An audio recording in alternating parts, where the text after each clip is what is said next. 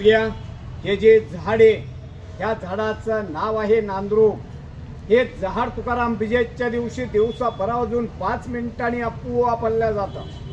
म्हणजे फाल्गुन वद्य द्वितीया होळी पौर्णिमा झाल्याच्या नंतर 2 दिवसांनी तुकाराम बीज असते। तर त्या दिवशी इथं 2 ते 3 लाख यात्रा असते।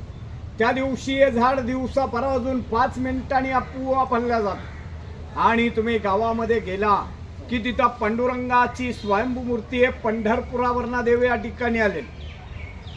आपल्याला दिहू आणि पंढरी अशी दोन्ही क्षेत्र घडली जातात। आणि तिथे एक शेळा मंदिर आहे। शेळा मंदिर म्हणजे असं की ज्या वेळेला रामेश्वर भट्टांनी इंद्रायणीच्या डोहामध्ये ग्रंथ बुडवले त्या ठिकाणीतनं एक मैलावरती यावं।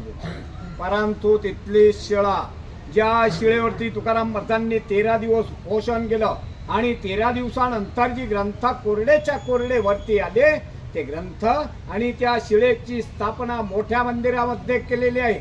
आणि मोठ्या मंदिराच्या बाहेर निघालं की उजवी हाताला राहतेगार जन्मस्थान आणि इथनं एक 3 मैलावरती एकांतात भजन करण्यासाठी जात होते।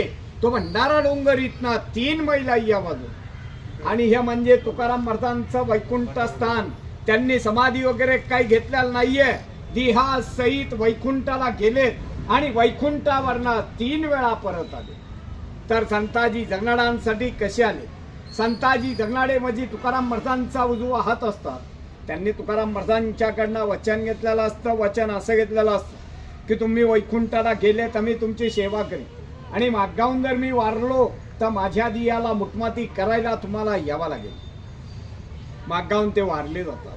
वारल्याच्या नंतर तिथले गावकरी म्हणजे 5 ते 6 मैल ज्यांचं गाव आहे सुदुम्र म्हणून, तर तिथले गावकरी खड्डा वगैरे खणतात, प्रेत गाडायचा प्रयत्न करतात। प्रेत काही गाडले जात नाही। या पुवा परिवार ज्या वेळेला तुकाराम महाराज वैकुंठावरनं खाली येतात आणि एक बंजाळभर माती लागतात त्याच वेळेस ते प्रेत गाडले जातात। तसेच ते निळोपर आहे, नगर जिल्हा पारनेर तालुका पिंपळनेर त्यांचं गाव।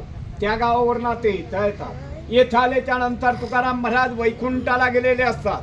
तर त्यांचं असं म्हणणं असतं तुकाराम महाराज मुलीसाठी वैकुंठावरनं खाली येतात, संताजी जगनाडांसाठी येतात, तर माझ्यासाठी काय येऊ शकत नाहीये, मी बी त्यांचा शिष्य आहे।